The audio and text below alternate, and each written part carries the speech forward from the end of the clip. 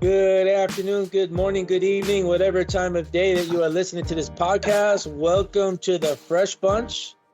This is Mike here with the great Mimi Pacheco, Ryan Black, Joel Serrano, and our long-awaited guest, which I just think is going to be a great conversation. We have John and Janet Louie from Green Valley Floral, which, unless you live under a rock, you don't know who they are. So, welcome. We started talking off the books. We were talking about the amazing blue Tweedia that you got best in show at SAF this year. We were talking about it before we started recording, so I want to kind of get back right to that because we were talking about it. So, if anyone attended the SAF 2025 in Phoenix, Arizona, you got to walk amongst some of the coolest, newest varieties of flowers. And the judges chose some really good winners this year. And one of the winners of Best in Show was this amazing blue, like a neon blue Tweedia. It's not blue. It's kind of like electric kind of blue. And Janet was saying the story. Janet, how did you come across this Tweedia? How did this happen? We were interested in a company named Yoshi in Japan. And the last 5 years, my husband and I have been going to Japan to not only find garden roses, which we found at that time, but also got interested in the other flowers they grow in the wintertime. And if you know Japan, they don't really have a summer season. So the time to visit Japan with fresh flowers is usually the wintertime.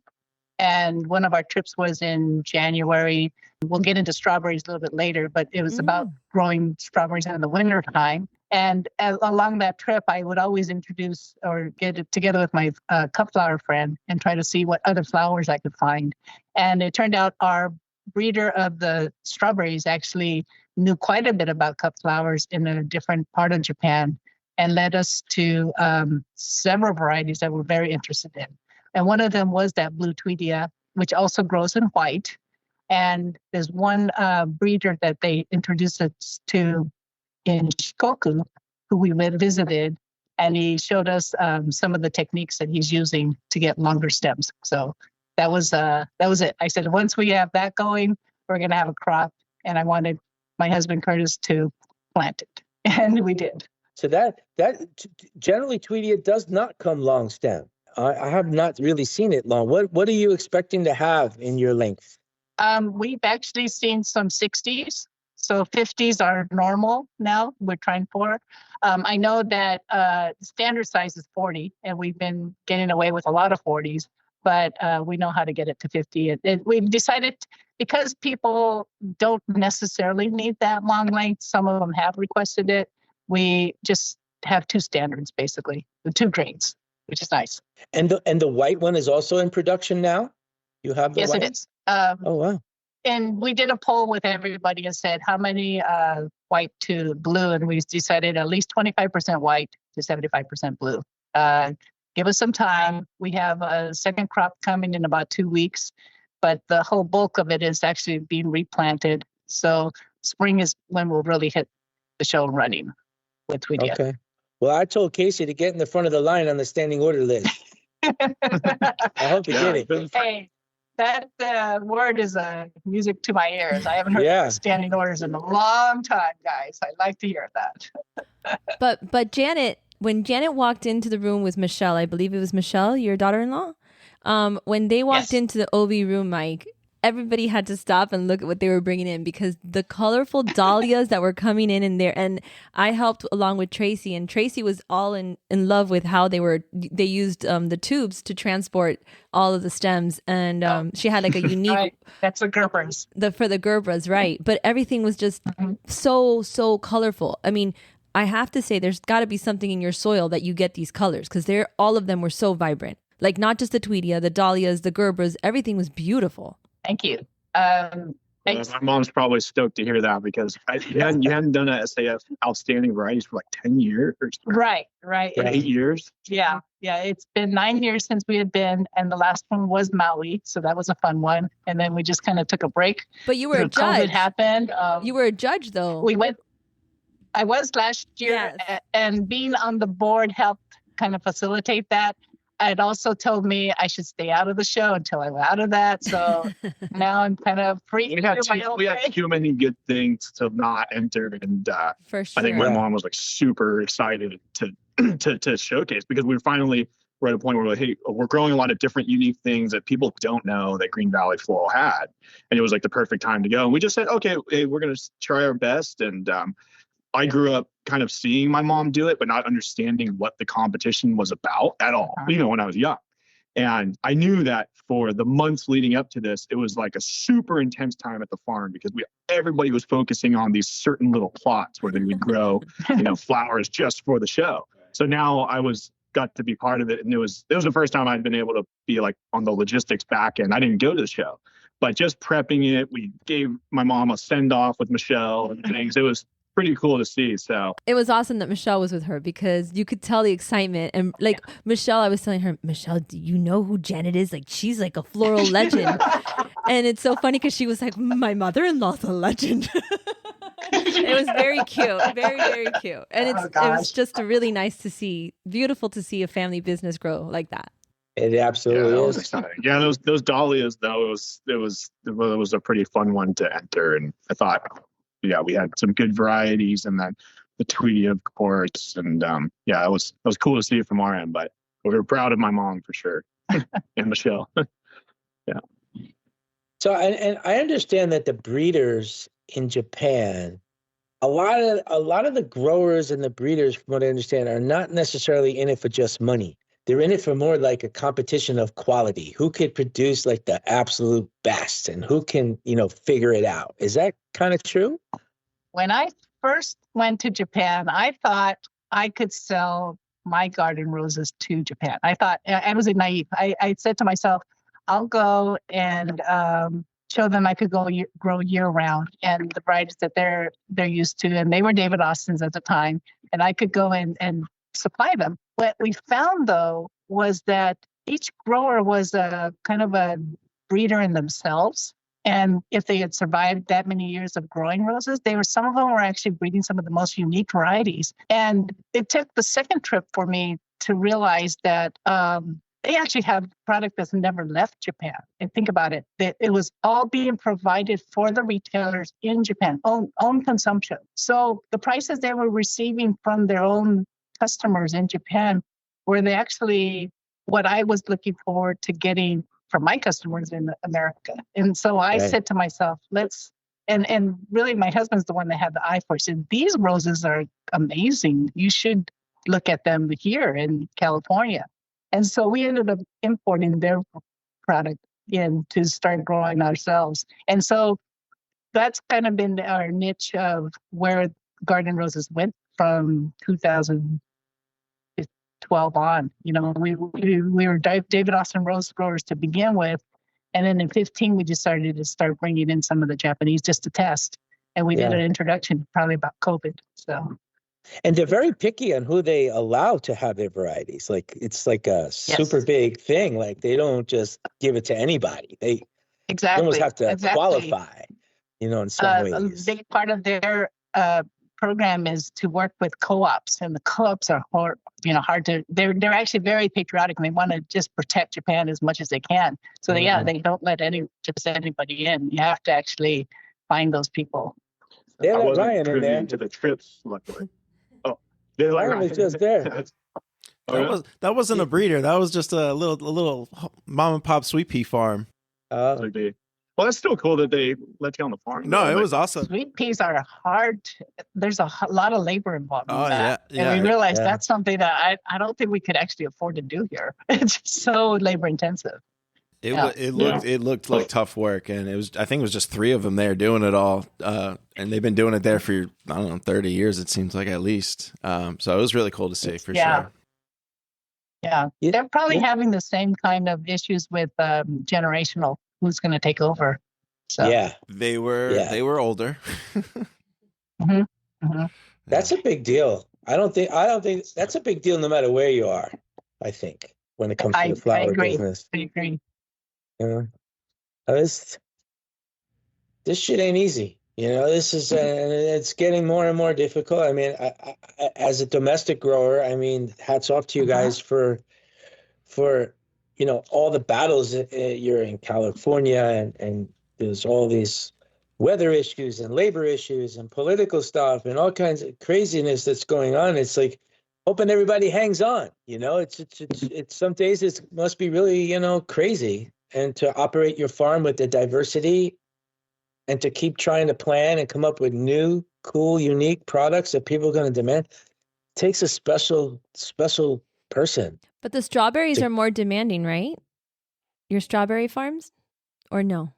It's demand. I mean, both ends are to have their challenges, but we're seeing good opportunities in kind of both sides of it. Where it's been some bright lights, so we've been excited for sure. We've been here 53 years. Wow. And my parents started the business.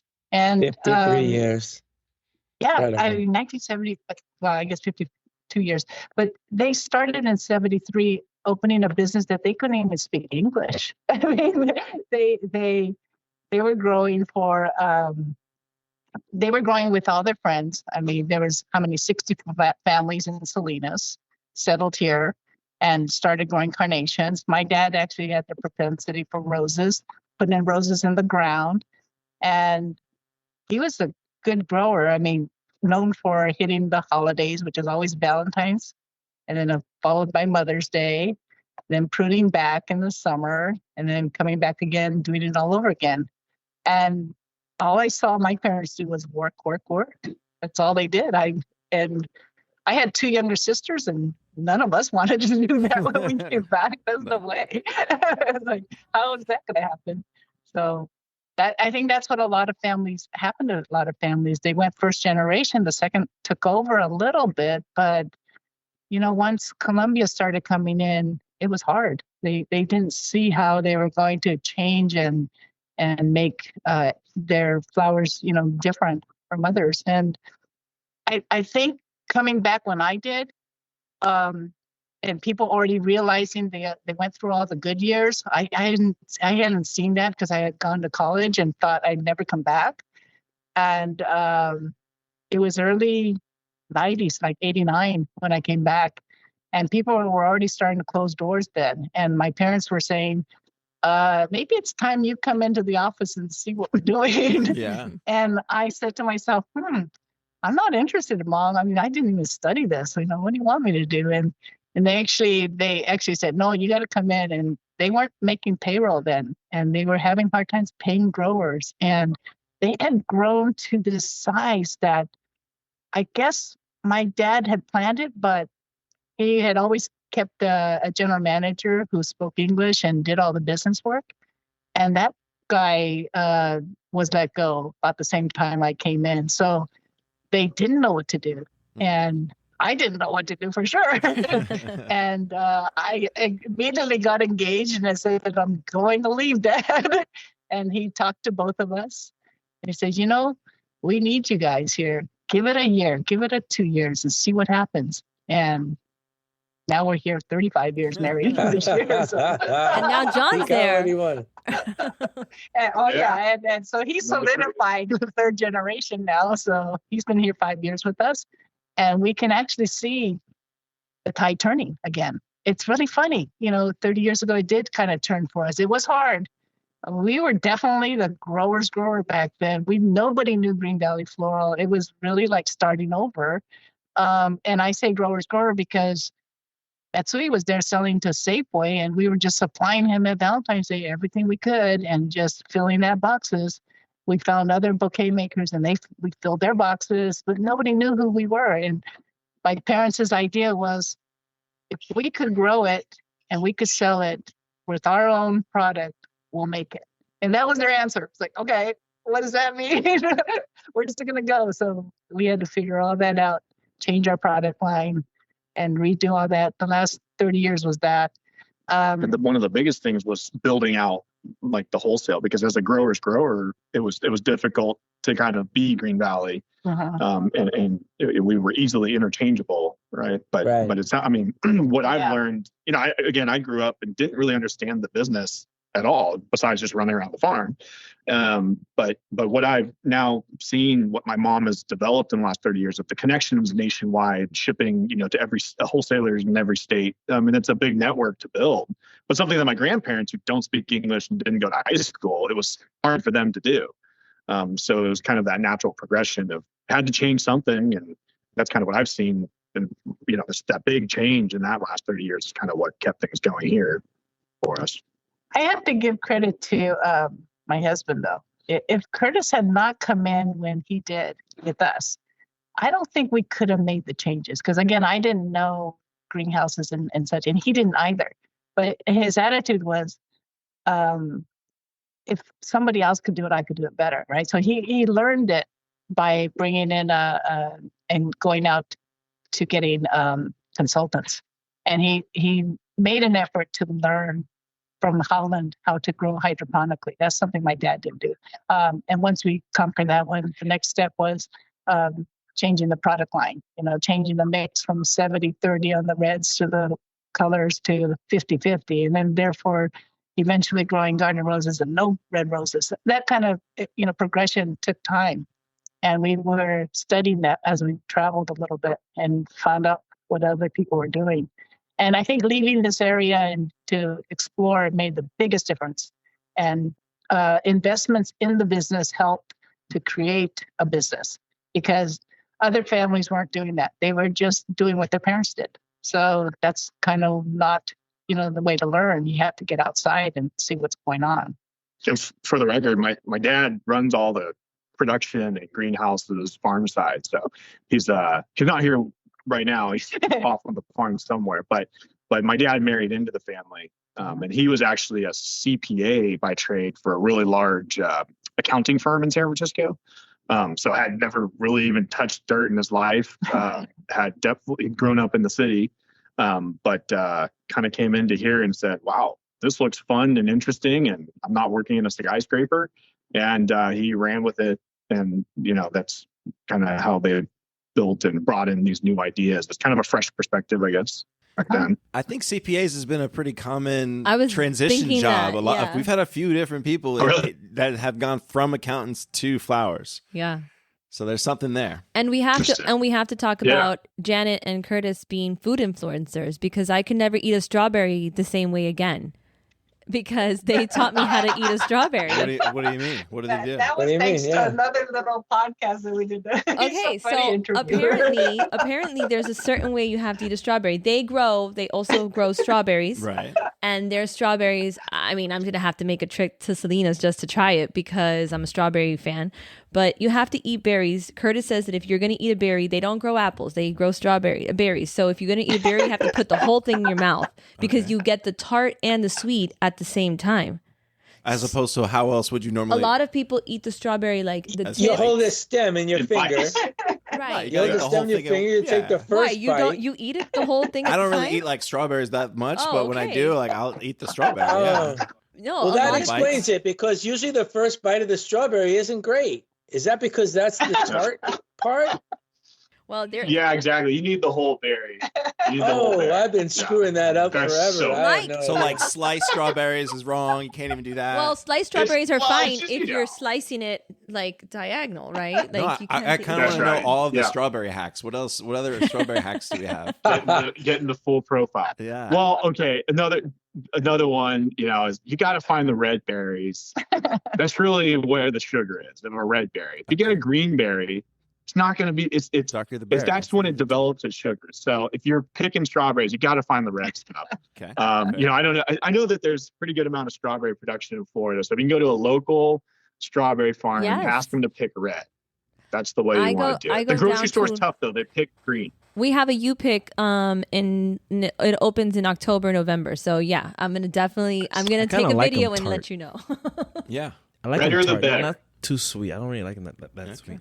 We've got get there early and get varieties the for red you. ones. We've got different varieties on all those too, with different flavors. So if you like, we actually have ones that are more like tangy and sweet. We have more that are just sweet and sugary. Yeah. Do you have any of those crazy, like the cotton candy grapes or anything like that? Do they make any of those strawberries yet? Yeah, we actually have a couple varieties that are like really unique tropical flavors. Sweet. They're actually from Japan as well. The varieties. Wow. They're a different planet. I've seen like the individually packaged blueberries and things like that, like the $200 strawberries. Like it's crazy. It's cool. Yeah, we haven't built that allure yet on our brand, but we do grow actually the same varieties as some of those you've seen probably on TikTok. Yeah. It's all like packaging and presentation. You know what I mean? You just gotta totally make the box and sell it. People are gonna buy it for sure. Yep. Yeah. Like you saw the matcha shortage. It's real. Like, you know, the trends are real. Like you could easily start that. Coming down the pipe. So, John, what allured you into the business? How did you say, okay, here I come? On top of that, what's your age, real quick? I just wanted to establish that. John. So I'm 32. 32. Okay, cool. Oh, and my mom still works in the business, so she's in her 80s. Wow. And my grandpa. And my dad, yeah, he's still here too. Incredible. I like how you guys say they're semi-retired. They only work 6 days a week. Oh, that's mom. Yeah. My mom works more than I do, it feels like. Yeah. Yeah. They live on the farm, and we get to spend obviously a lot of time with them. It's neat. I mean, they built this place, you know, and I think that they're. Oh, and they get a lot of flack from their friends who retired 20 years ago, and they can't believe she's still here. So she's a legend in herself. Yeah. And just in herself, she is. Yeah. She still maintains her work ethic. Yeah, but 3 generations. So 32, my mom's age, and my grandparents' age. So you were born right as you had John right as you guys took over, basically. Yeah. I planned 2 kids in, and it worked out. And my mom actually helped a lot in the babysitting. We had employee on work, and we brought them to work every day. Very cool. So you've seen it since the beginning. Yeah, I've been running around for a while, but I think similar to my mom's kind of, you know, growing up, I mean, we had no intention. Nobody had any intention of me coming back to the farm, or my brother. My younger brother's a doctor.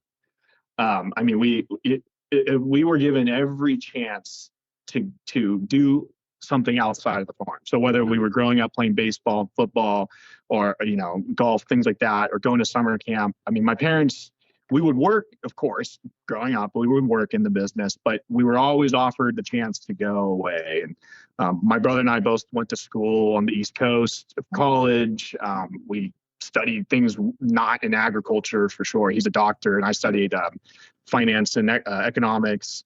And honestly, at that point, I was looking to stay on the East Coast and work in New York on Wall Street or something. And that was my whole golf team that I played in college with. They're all on Wall Street right now, and they're doing great. And I'm so proud of them. There was something that wasn't clicking with me, and some of the kind of like, I guess the finance world. I just couldn't find myself in a bank, I guess, at that time. So I wanted to try something else. And not to say that I wouldn't have done it, but ended up working at a farm, a couple farms in Vermont where I went to school. And there were smaller farms, kind of really small family owner-operated farms. And I started to really gain an appreciation again for kind of like seeing farming. Maybe I was a little bit older at that point, and I was able to maybe appreciate some of the things the values of farming, of working with land, working with the community, providing a product that makes people happy or healthy, et cetera.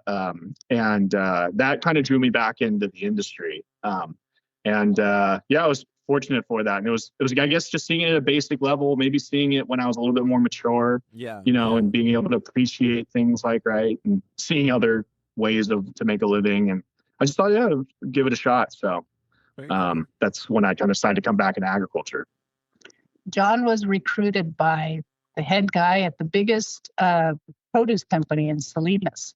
He actually, in his junior year, he actually met Rick Antle, and he offered him a job right before college ended. So he actually, we actually looked at him and said, "How did Rick Antle get you into his place?" And it was because at the time, places like Tanimir and Antle, they're looking for different ideas. They're looking for not just a Cal Poly UC Davis grad in the California. That's the typical graduate that works in produce here. Sure. And they're pretty decent jobs and they're lifetime positions. And Rick Anno took John under his wing and groomed him for 5 years. And then John leaves for the family business. But I think we're really privileged to know that Curtis says, you can't come into our business right off the bat. That's not going to work. You know, you got to go experience something first. And you pick one of the biggest areas. So we know that, hell, the flower business could go to pot anytime. And that's always been our attitude, that you have to keep going, you have to keep pushing, you have to keep changing, or you're going backwards. And if you don't, you lose it for a lot of people, not just your family members, but you have 40 employees who you're looking at. And I think that's why my family has always looked at not just our family, but everybody at this business level.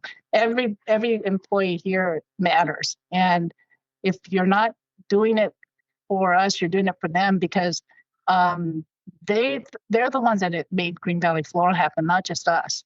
And I think learning that has been a big deal for me, and a big reason why we continue as we do.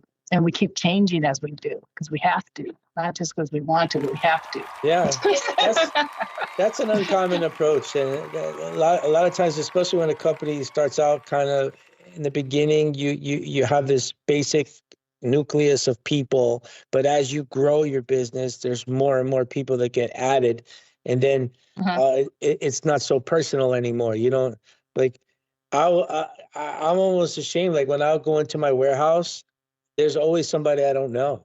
There's always somebody new that I don't know. And I was like, who's that? And I need to know who that person is. And I'll go and say hello and hope that I remember their names.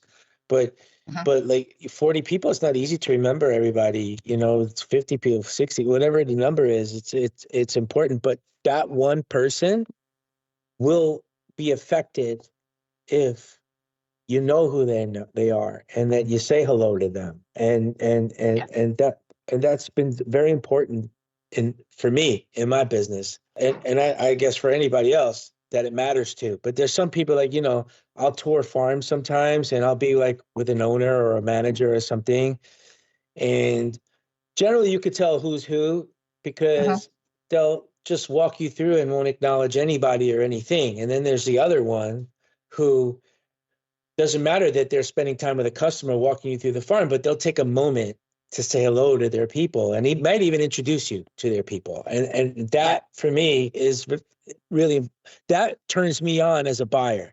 That for me, when I see a company that operates that way, for me, that turns me on as a buyer. And that's the people I want to do business with. I don't want to do business with people who don't know their people. Not by choice. We have a management crew, and those are the key people that I want to communicate with every day. And we actually do have a meeting every day with them. My husband runs it, but he wants it's meant for everybody to speak up, so that they can speak on behalf of those employees that I might not know personally, like you said, but I know what they're doing in their sections, and I know what the goal is, and I know what we're all trying to achieve here. And it's about growing the best flowers in the country. So that's what we do here. That's terrific. At what point did you come across David Austin? Because that is your that's your number one, right? That's your number one flower. Actually, it is. That's what's funny is we're known for garden roses, but I was counting the varieties, and we're down to maybe 25 varieties of garden roses now. A third of those are David Austin, and majority of our roses are now spray roses. So we're noticing a shift in just the way the market is changed. Yeah. Meeting David Austin put us on the map, though, Mike. We were like a grower. Nobody knew us as growers. We actually started visiting Holland in the 2000s, and we're getting the knowledge of how to grow hydroponically, and we were converting a lot of our greenhouse growing to that. But the greenhouses themselves still are the same structures that they were 50 years ago. They're wooden greenhouses.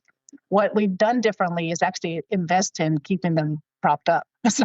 And changing the roofs every 10 years so that they stay and produce the best quality flowers. We also have had fan pads for day one. My dad put them in fan pads. So we've changed the pads but we run a very cool greenhouse in the summer. And it's conducive to David Austin's because you can't just throw David Austin's in a regular hot greenhouse. It doesn't work.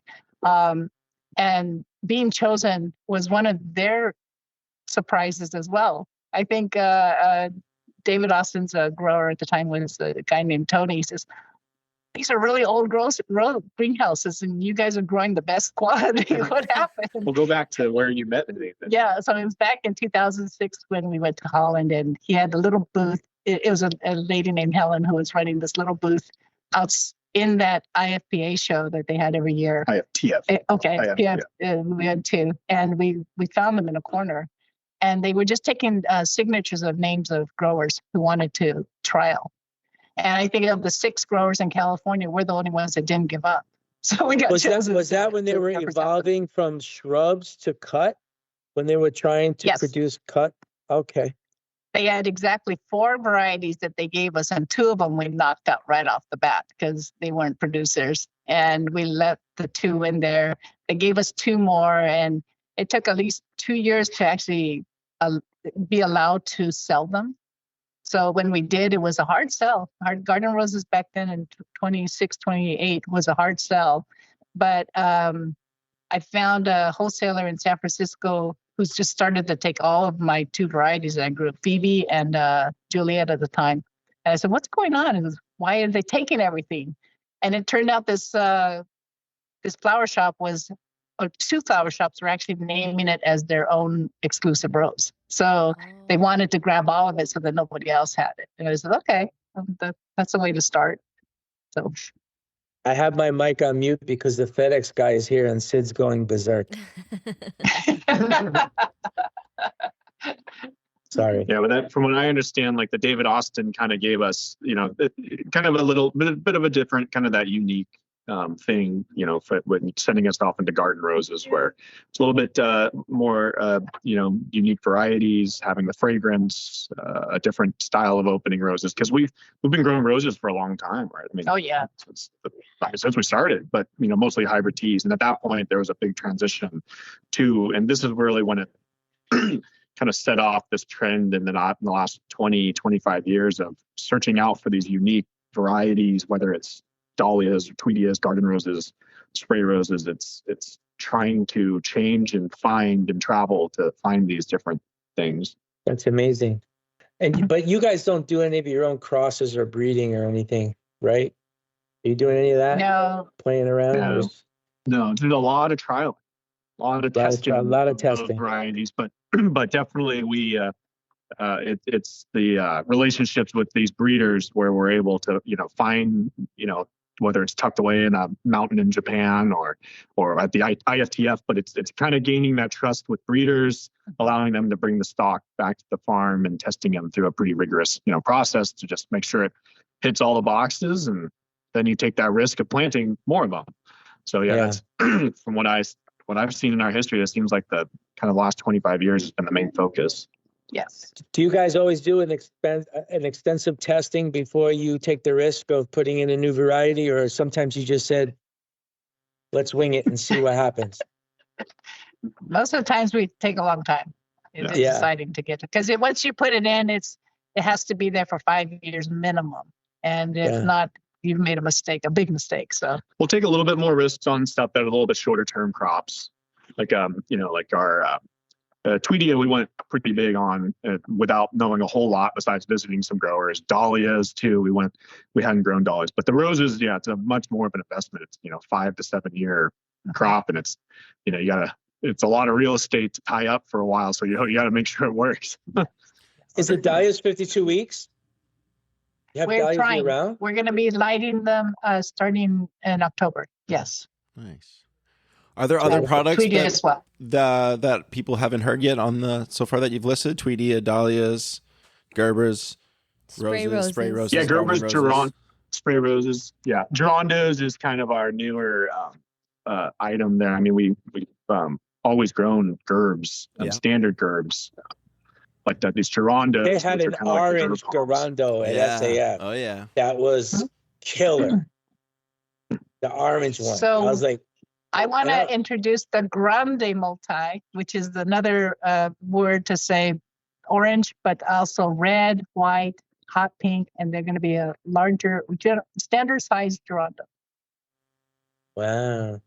And those pastas that you're growing are crazy nice.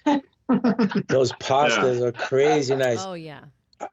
They look so good in our cash and carry, man. And that's another thing that kind of keeps us kind of trendy is like we get to put it out there and see how the customers react to it.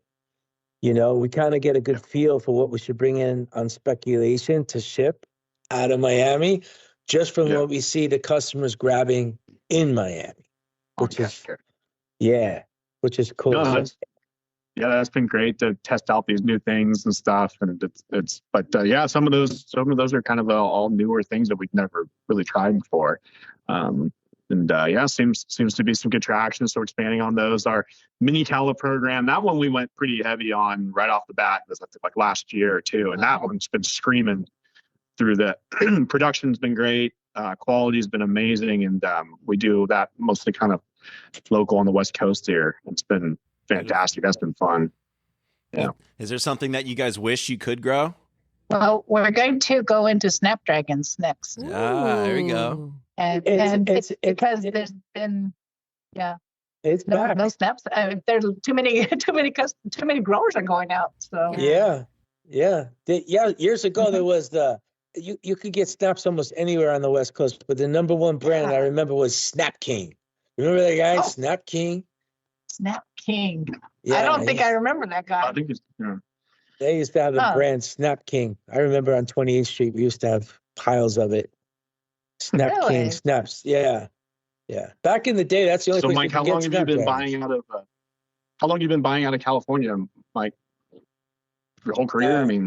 It's on some level. When I was a kid, the big deal out of California was roses. For the most part, most of the roses that we sold were either locally grown in the New York metro area or they were from California.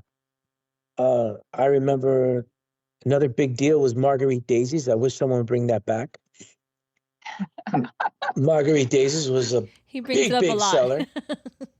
It was a big seller. Does a French marigold help? We have those.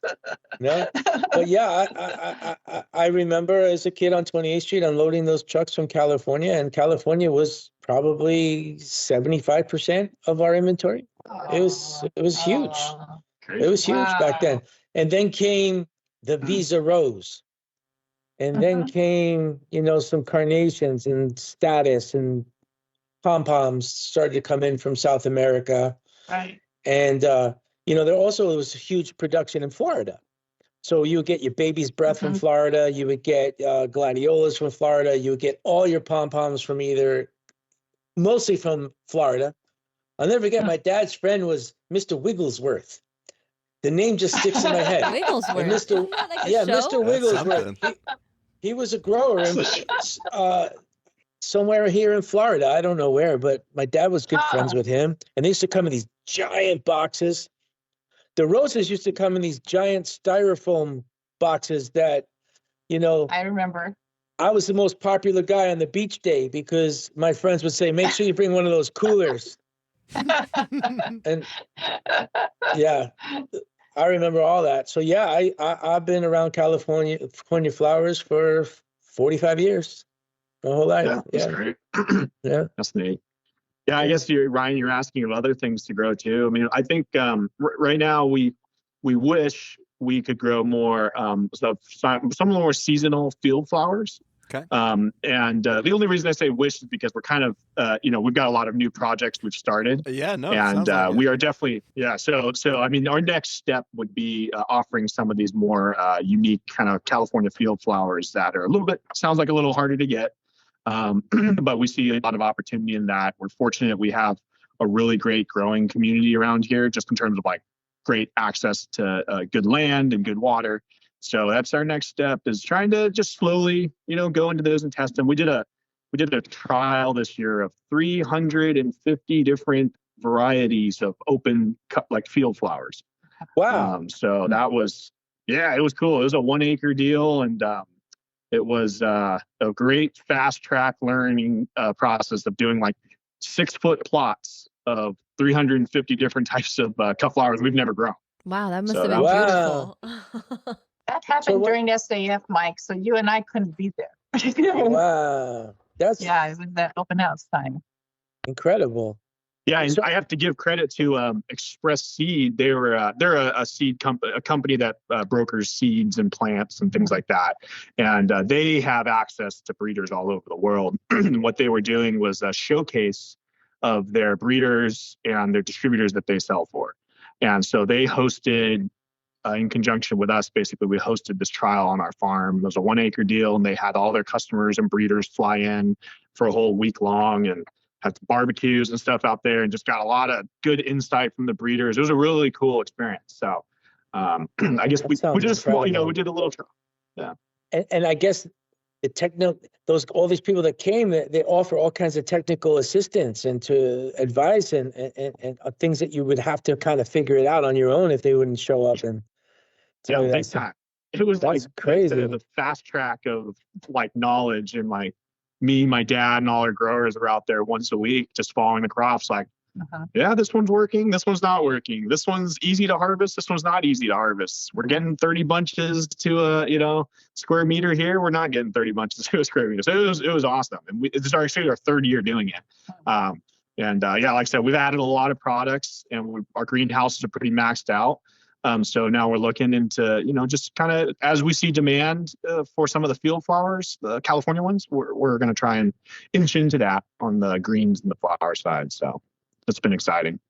That's amazing. And do you guys do a lot of like .com fulfillment, like pack for .com companies and ship like direct to consumer for them? Do you do any of that? Yeah, we do a little bit. Yeah, it's a growing trend, it seems like. Yeah. Our majority of our business is still grower to wholesale, but there's a few different fulfillment programs we have. So what about the labor situation? Because I know we're struggling in Miami. I was curious how you guys growing flowers out there in California. How's it going for you with labor? Yeah, we've had our challenges for sure. I think right now we're at a pretty good, decent point. One thing that we've been really fortunate about at Green Valley is since we've grown greenhouses, we have all year round work because of climate control.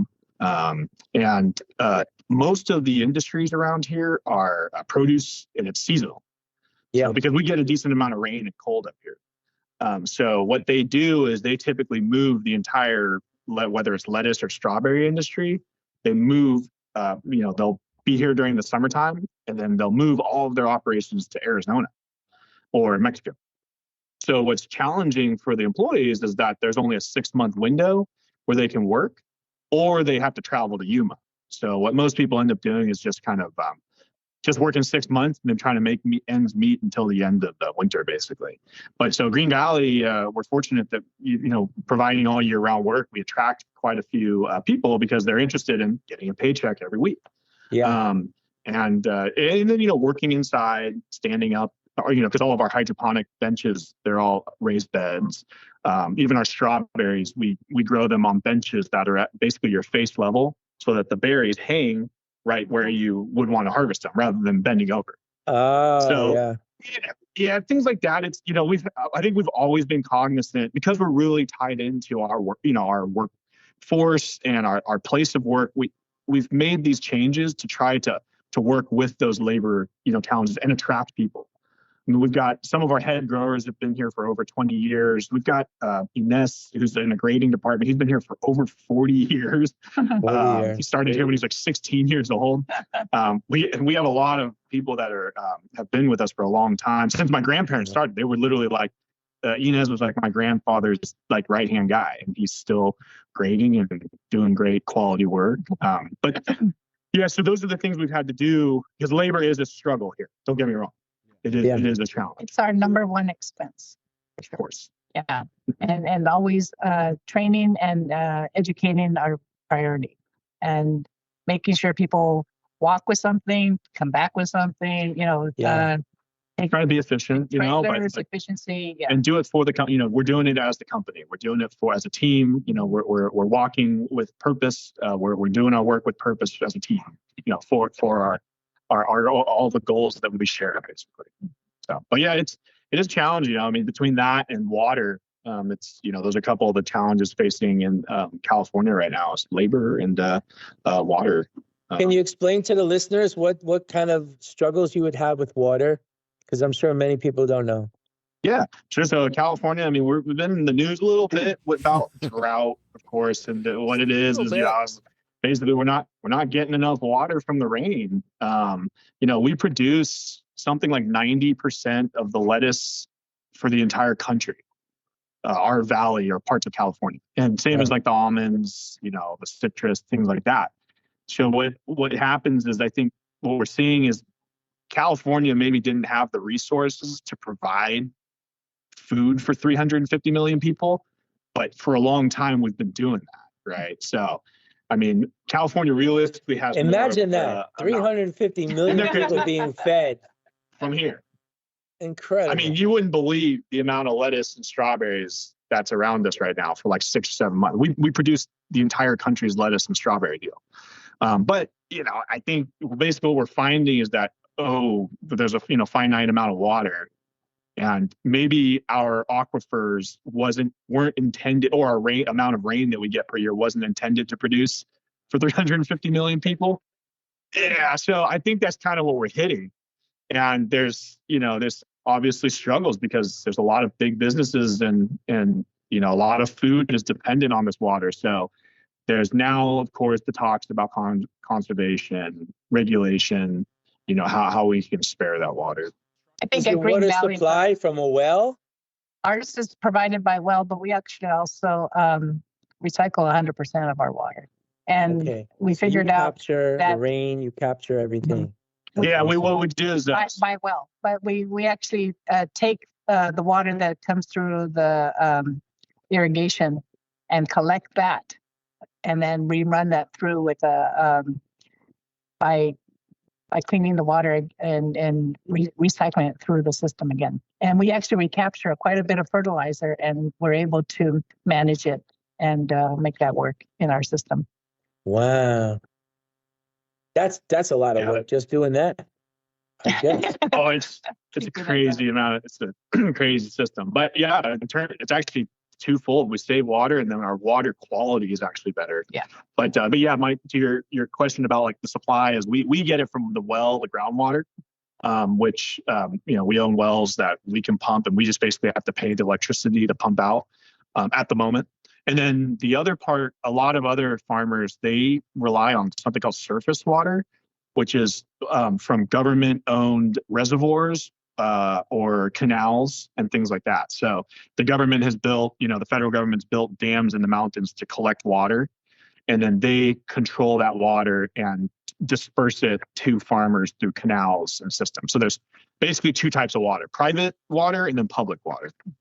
And then the public water is tricky though, because if you don't get your allotment of water for your almond orchard, it's a tough thing. You can't grow your almond orchard. So that's becoming a pretty tricky part. We're very fortunate in Salinas though. Our aquifers are still doing well, and the way that we've structured our water is we kind of have our own wells. So we're still going. Plus we conserve water. That's terrific. So one of the questions that Mimi sent us just that.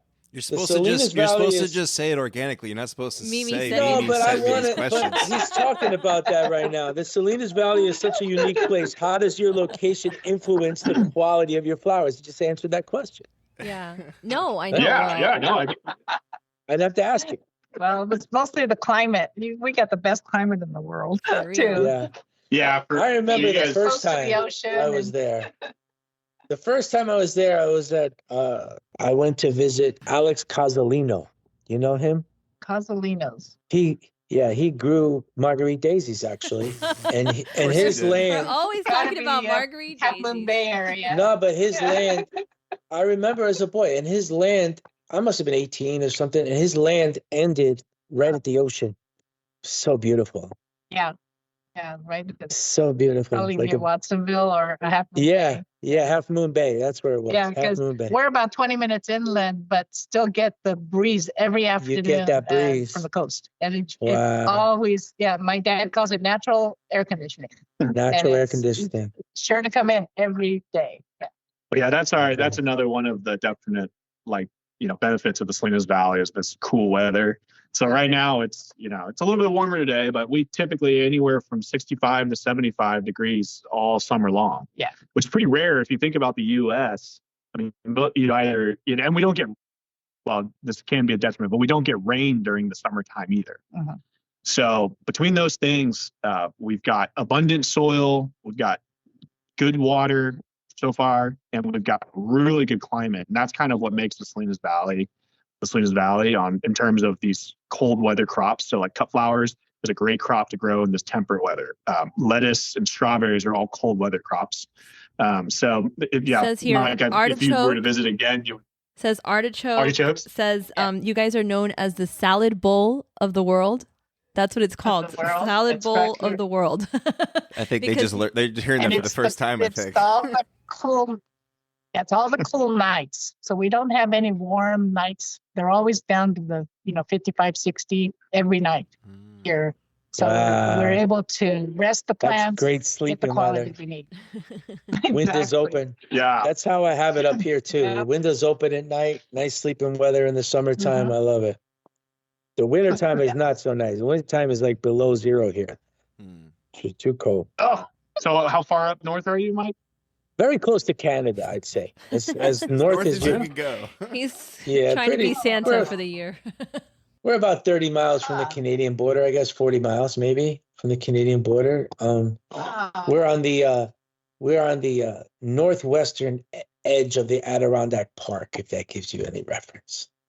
Nowhere near New York City. It Take you 6 reminds me, hours. John spent 4 years in Vermont in college, and I said to him, how did you last through all those winters where there's no sun? I mean, like all us Californian parents said, it's so dark here. How do the kids actually make it? And his answer to me at graduation was, well, it was only 4 years. Yeah. So I said to him, oh my God, he tried every sport, everything. It was crazy. No, I did enjoy it though. I skied probably more than I should have, and drink more beer than I probably should have. Sure, of course. But that's how I really love the winters actually. You said you were a golfer during college? You said you golfed during college? Yeah, I was a golfer. I went to school with a bunch of golfers, and they drank more than anybody. They were the heaviest partiers. They would just go to class, go golf, just drink, and that was it. That was their life for 4 years. That was it. It was fun, yeah, because we weren't really as maybe performance oriented as maybe like the football team or the cross country ski team. Sure. So it was a really fun time, but we did really well actually as a team, which was great. We had I'm still best friends with all my college teammates, but yeah, the winters were definitely a unique thing. But again, like I guess kind of how we do in farming, I kind of just adapted and said, you know what? I'm here. Mm-hmm. What am I going to do in the wintertime? Yeah. Might as well ski, and have fun. That's people seem to like skiing up here. Definitely. So I learned how to ski, and that was great. Vermont is skiing. Yeah. That's where you want to ski is Vermont. That's for sure. Yeah, it's good. And also Ben and Jerry's is based in Vermont. Oh yeah. Lots of ice cream in the summertime too. Yeah. That's a chunky monkey. Fun time. Do you have a driving range set up on the golf course on the farm now? Do you have a little something? Yeah, I mean, I'll hit golf balls at our ranch up into some canyons and stuff, but nothing official. I actually really like that idea, like a greenhouse golf league, kind of like the farm to table thing where they would do the dinners in the fields. Yeah. Let's have like a golf tournament, like we'll do like the short round, like not like crazy drives, like the three par, Yeah. You can have a few holes What's it called? Greens? throughout the valley. That'd be sick. Yeah. Greenhouse golf league. It's a good one. Or like a mini putt through the golf. Well, that's what I'm saying. Yeah, you have to shoot Yeah. over the flower fields or like through the greenhouse or something like that. Yeah, for sure. It's a Nice. it's a marketing scheme to sell more roses. That's the whole plan. Okay. All right. Put it on the list. So I was wanted to wondering. say I have to leave. I don't know if it's okay. I have a dog that needs to go to the vet, and Okay. He's at my ranch right now. So I have 5 dogs. I'm good. I'll stick around. Thank you so here. much, Janet, for joining, though. Thank you so much. Thank you very much. Yes. It was great talking to all of you, and I hope we continue business as we have. So thank you. Thank you for everything. Okay. I was hanging out at the pool. I don't know where I was. I was waiting for somebody. I was doing something in SAF a few years ago. And that's when I first met your mom. She was just sat down. We just started talking, and she telling me about the farm and telling me about the stuff. And I was like, "Wow, I had no idea." Yeah. Really cool. That's great. I'm glad it was a great experience. With you. And it's neat about those conferences for sure. I mean, it's like amazing. Especially for me, I'd never been to these conferences growing up. They did everything they could to kind of get us away from the business. And my first Fun and Sun that I went to in 2021 or 2022, it was in San Diego, Carlsbad, and it was I couldn't walk 5 feet without having somebody just say, "Hey, how are you guys doing? How's your mom and dad?" And I just thought that was so cool, coming from an industry that was like, I mean, I worked in the biggest lettuce company in the world, and it was so massive, right? And it was really big. And I didn't have the personal connection like I do in this industry, where a lot of families know each other in this business. It's a lot of family-owned businesses, so it was really neat. So I'm glad you got to connect with my mom. Are you friends with some of the younger generation of growers out there? Yeah, definitely. Yeah. Getting plugged in. I mean, as I go to these shows, for sure. Yeah. It's nice. Like Next Gen was really great. That's where I met Casey, was at Next Gen. And Ryan, I saw you guys talk, and actually you guys were all there. I think you're on a panel or something. And that was the one here down south of San Diego. Yeah, I'm getting plugged in. It's been nice to get that connect. I mean, the industry is not as big, even around here locally. There's not as many growers, but as much as I can, I'm trying to kind of connect and network with them. Nice. I think that's important. That's really good. Definitely. Really good. There, in Miami, it's a little different. People aren't so.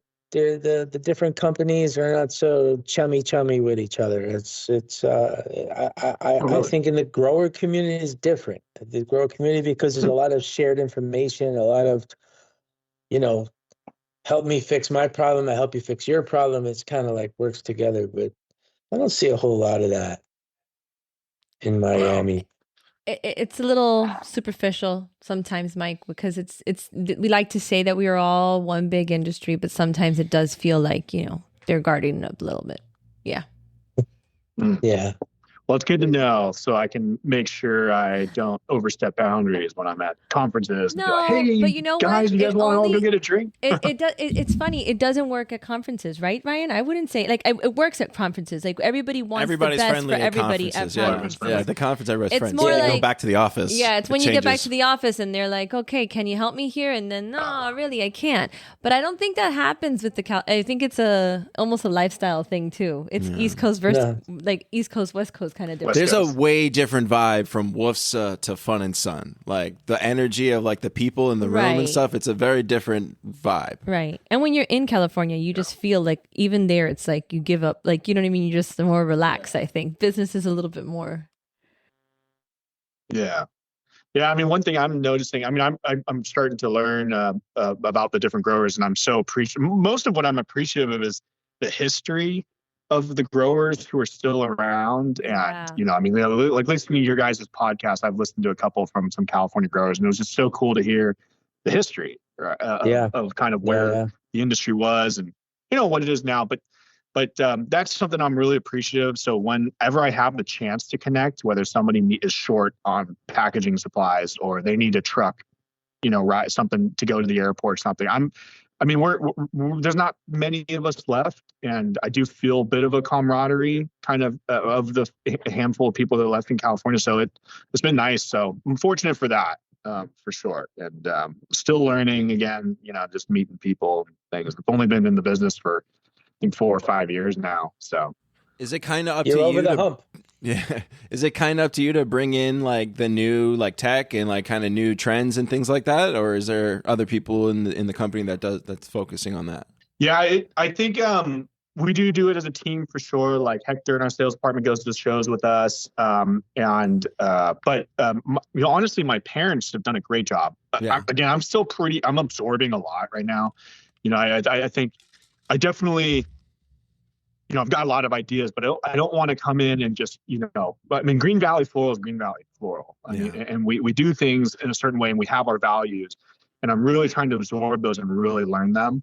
I think now to the point, I've definitely got some ideas and I'm starting to feel like I understand the foundation. So I'll hopefully start to try to, integrate those a little bit more. But my parents have done an amazing job. Yeah. Like bringing in new ideas and varieties and trends and just seeing like the big picture.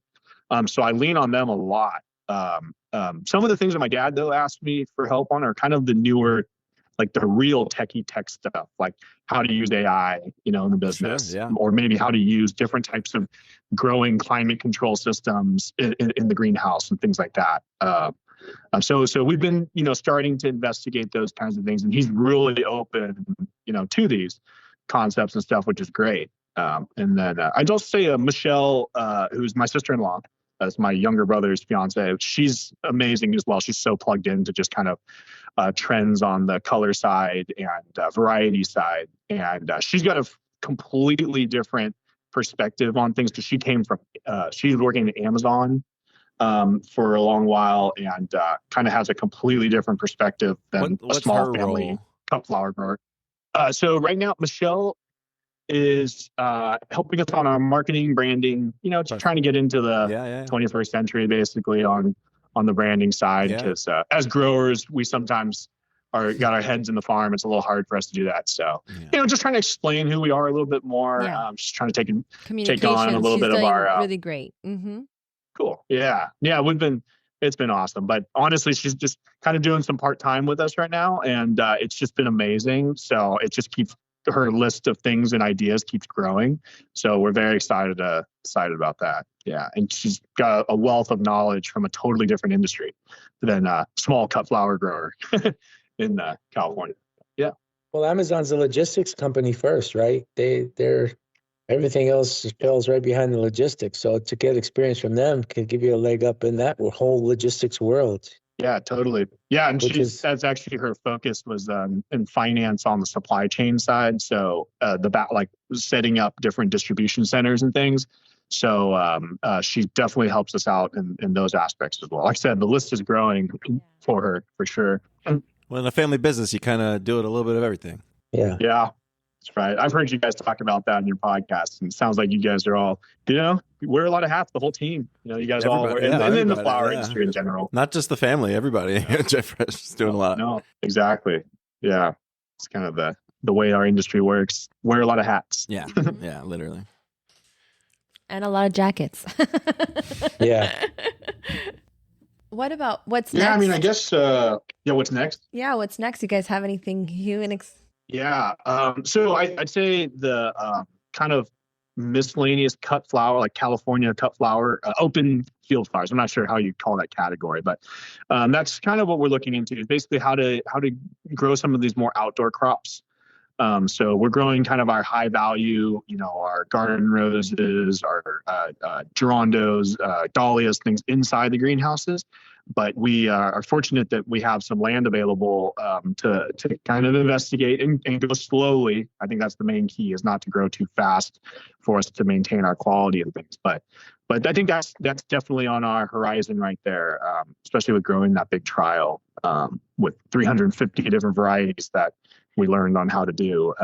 So that's exciting. I do think that I hope to build our Green Valley Floral brand a little bit more on the in terms of social media and brand presence. I think we've got I'm proud of our name in the industry for sure. I just hope that we can share that story a little bit more so people can recognize us a little bit more on that end. Yeah. And then kind of the strawberry deal is we've touched on a little bit, but that's a bright light in our future right now, and it's been exciting. I love it's the kind logo. What is the thanks. center? What is the center? Does it mean strawberry? Just yeah, it means strawberry and that's funny. Kanji in Japanese. Okay. Yeah, so we did we do all of our own branding and packaging on the strawberries, which is kind of unique because the model is typically a grower shipper model where there's a shipper like Driscoll's, And Driscoll's does all the marketing, shipping, and sales of the strawberries, but they actually don't do any growing. So there's individual family growers who grow for Driscoll's. Got it. And package into the Driscoll's packaging, and then Driscoll's does all the sales and marketing. So of course, and they're headquartered here in Salinas, Watsonville, Salinas. And there's other companies like Nature Right or Well Picked, things like that. But there's a few, but they're really big. They're humongous grower. And so that's one model, is to grow for a shipper. And then our model, we do everything ourselves. So we grow it, we package it under our own label, which is our E2Go Farms label. And is it outdoor? Is it outdoor under? It's not under any plastic or greenhouse. No, it's greenhouse. It's all greenhouse. Yeah, and it's hydroponic. Yeah. Yes, hydroponic. Yeah. So it's a very different product because we grow in the winter months. So typically, like we were talking about earlier, where most people travel to Mexico to grow berries and then they import them. We grow them locally in the wintertime, which is, there's nobody growing strawberries in Northern California during the winter months. So we found a little niche, I guess you will, and provide local, basically hydroponic, sustainable berries to the San Francisco area. And soon the high end packaged fruit to everybody else on Instagram and TikTok. Yeah, ultra premium. Yeah. Yeah, well, we'll be expecting a FedEx sample in the next few days. Oh yeah. All right, well, we got you guys. We'll get the Japanese varieties and we'll do a flavor pack. That would be a great video. It'd be a great video, right? So that's kind of up and coming right now. Definitely a lot of projects in the pipelines, but I'm so fortunate that my parents, and grandparents and our whole team are open to new ideas, trying new things, because it's kind of the way that Green Valley's done things, is trying new things and just trying to stay ahead of the curve a little bit. And honoring what they've built, because I think that's amazing. Yes. Definitely. Yeah. I love it, 100%. And I'm very proud that we get to sell some of your flowers in Miami. Yeah. I love it. I wish people knew the history, right? When they buy these flowers, well, that's what I'm trying to do with the wedding cake. I know. Well, I can't wait to get the customers to learn about history of certain partners of ours. I think it's really a different spin. I mean, I made a movie already. Wholesalers around the country should be doing that. When Janet was telling the story about her parents, and I've already made a movie in my mind, so I can't take away that movie from the flowers now. So it's beautiful. I think it's a beautiful thing to see. John, what we're doing is we got this circular display. It's got 3 tiers, and it's right smack in the center of our cash and carry. And what we're doing is we're featuring some product or some farm or some breeder or something every week. And we're putting it out there. We fill it up with their products and their products only. And then Mimi is putting together some signage to put around those flowers, so the customers are not only just looking at the flowers, but they're also understanding the history of that farm or that breeder or that product. What they contribute, because all of these farms have special programs that they're doing, whether it be a social program or an ecological program. So I think it's really good to share those stories, because those efforts help in supporting those farms and those growers. And, nice. I think awesome. A lot of these young florists that are coming into the industry, a lot of them are not very well traveled. They haven't gone to flower farms around the world. They haven't had a chance to experience, shows or Holland or anything like that. So it's kind of like bringing it to them. I wouldn't even just say the young people. I've spoken to people here, and they've said they've never seen a flower farm, older florists or older. And to us, it's so foreign, right? You're like, what do you mean? How have you even seen it? But if that's not your business, where you have to travel and source it, you've just been buying it, then I mean, I don't go in. Well, I guess I do pick my own strawberries, but wrong example. Yeah, it's fascinating you guys bring that up. I mean, I guess that's what we've learned too, especially starting this strawberry thing, is how much consumers are looking for a story or a connection. I think the internet has made that very available, where you can learn a lot of information about a farm or a producer or, a vendor. And I just feel like all generations now are just hungry for like this connection, or maybe understanding a little bit more about what they're buying, maybe. Yes. And what's cool is that you actually can provide a little bit of story, even if it's just a picture. A picture says 1,000 words, but I think but it seems where kind of consumers are going with that is trying to get that emotional connection. And and Mimi, if you ever needed some collateral from us, we've got some great pictures, and happy to share as much. Michelle's got a great handle on all that, so we'll connect you guys. Conserve and preserve that history. That's beautiful. Yeah. Thanks. Well, we'll be calling you in the next few weeks to set up a Green Valley spotlight if you'd like, and you'll send some cool products, enough to fill up that display, and we will put it out there and make a video about it, put it on Instagram and all that stuff. Let's do the questions, Ryan. All right, rapid fire. What is the best sandwich? Oh, a tri-tip sandwich. Ooh. I don't know if you know what tri-tip is. It's barbecue. You don't know what tri-tip is? We barbecue? No. Oh, okay. What is that? It's a barbecue. You just cut of beef. I guess it's more from California. Oh. Anyways. I'll be expecting a FedEx of that as well. Okay. It's the best sandwich ever. Wrong valley. What in the moment is your favorite flower?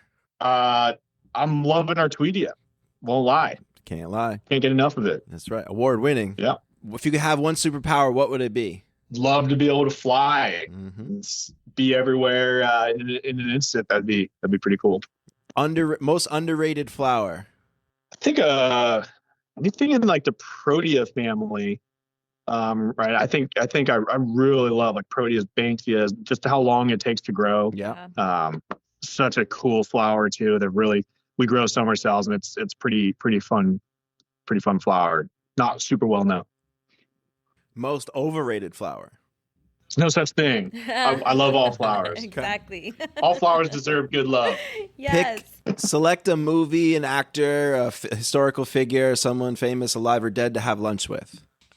I've really Winston Churchill. Oh. Are you a history buff? The former.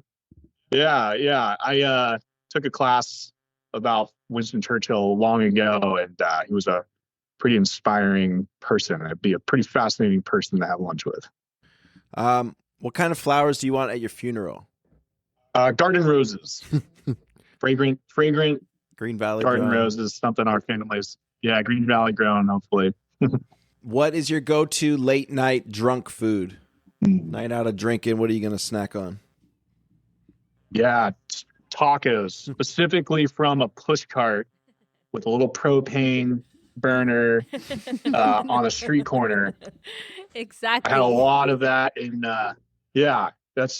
and at least 8 of them fully loaded. 8 tacos. Nice. Yeah, probably not gonna. It's gotta do its work, right? You don't even eat them. You just scarf them in, like that's it. Inhale. Seriously. Yeah, I used to live in Yuma, Arizona. When I was working in the lettuce company, I moved down there for 6 months, and a lot of fond memories of eating street tacos down there and with our guys. Yeah. Can you suggest a future guest for the show? Scott Roush. He's from Express Seeds. He's worked in a lot of different companies, but he's works for this company that we did these trials with, and he's just so knowledgeable about the variety side of flowers and the process of breeding and working with flowers around the country. I really enjoy spending time with Scott. He's just a wealth of knowledge on a side that I don't know much about, and it's pretty fascinating. And he's kind of connected to people all over the world, which is really cool. He'd be a fun one. Scott Rouse, Express Seeds. Okay, thank you. If somebody wants to get a hold of you, John, or your mom, or anybody on your team, what is the best way for them to do that? They want to become a Green Valley customer? Yeah. So, my mom would say call our 1-800 number, 1-800-228-1255. Do you still have a 1-800 number? Is that real, honestly, or is that a joke? So I found out that you have to be a certain age of your company to actually have qualified for like a 1-800 number. And we have a 1-800 number. Fuck yeah, go for it. But Yeah, I know, pretty still. Website great. It's got our phone there, but we do always have people sitting on the desk. So if you're looking to call in and just start an account, place an order, we still do that. And then website's got a contact us page. And then my personal email would just be John, JOHN @greenvalleyfloral.com. So happy to field any kind of questions or tours, strawberry visits, you name it. Terrific. All right. Well, this has really been a really good podcast. I'm really happy that we did this today. Thank you very much to you, your mom, your family. And with that said, this is Mike and Mimi, Ryan, Joel, and John from Green Valley signing off. Have a good day.